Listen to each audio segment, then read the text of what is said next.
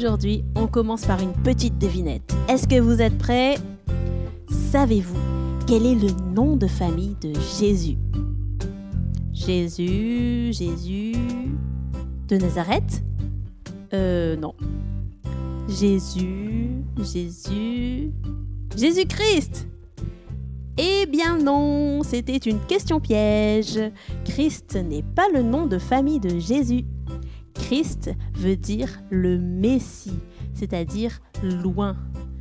L'onction consiste à mettre de l'huile sur la tête de quelqu'un pour le consacrer à un service spécial. Dans l'Ancien Testament, il y avait plusieurs personnes qui ont été ointes. Il y avait les prêtres, les prophètes et les rois.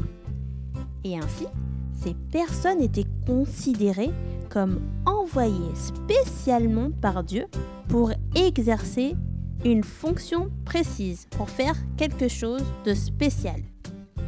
On peut voir par exemple dans l'Exode que Aaron et ses fils ont été consacrés par onction pour être au service de Dieu en tant que prêtres.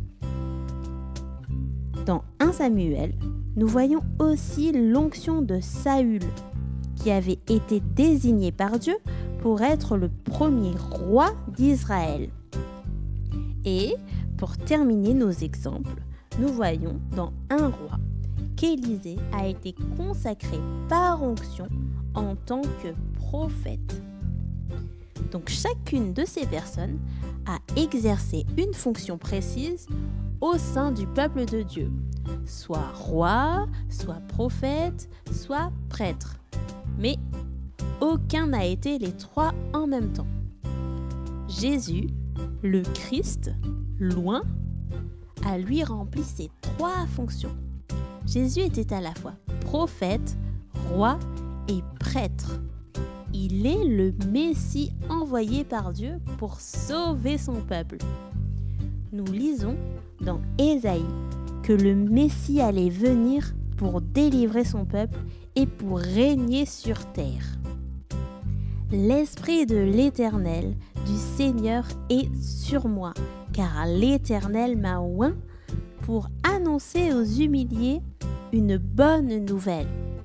Jésus lui-même a lu ces paroles dans la synagogue pour attester qu'il était bien le Messie, le Christ, envoyé par Dieu pour délivrer son peuple. Il a dit, aujourd'hui même, pour vous qui l'entendez, cette prophétie de l'Écriture est devenue réalité. Voilà pour la brève signification du mot Christ, le Messie, loin, celui qui est loin. Je vous dis à très bientôt pour un prochain épisode et n'oubliez pas de vous abonner et de partager.